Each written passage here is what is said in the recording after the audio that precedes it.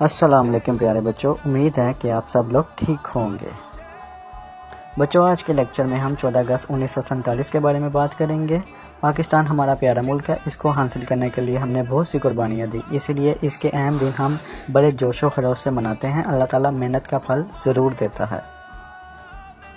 اس کے بعد ہے پاکستان بننے سے پہلے پورے بر صغیر پر تقریباً 100 سال تک انگریزوں کا قبضہ رہا۔ انگریزوں کے قبضے سے پہلے بر صغیر پر مسلمانوں کی حکومت تھی۔ انگریزوں سے آزادی حاصل کرنے کے لیے مسلمان مسلسل کوشش کرتے رہے۔ یہی وجہ ہے کہ بہت سی قربانیاں دینے کے بعد آخرکار پاکستان 14 اگست 1947 کو وجود میں آ گیا۔ اس دن بر صغیر کے مسلمان انگریزوں کی غلامی سے آزاد ہو گئے اور اپنا ایک الگ ملک حاصل کرنے میں کامیاب ہو گئے۔ ملک ہم نے اسلامی تعلیمات کے مطابق زندگی بسر کرنے کے لیے حاصل کیا۔ اس کی کامیابی کی خوشی میں ہم ہر سال 14 اگست کو تمام دن خاص تقریبات منعقد کرتے ہیں۔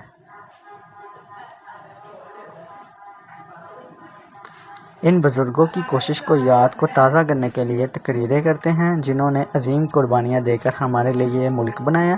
ان تقریروں میں اس بات پر خاص زور دیا جاتا ہے کہ ہم ان قربانیوں کو ضائع ہونے نہ دیں۔ امید ہے کہ آپ کو آج کا لیکچر پسند آیا ہوگا۔ اپنا بہت زیادہ خیال رکھیے گا۔ تب تک کے لیے اللہ حافظ۔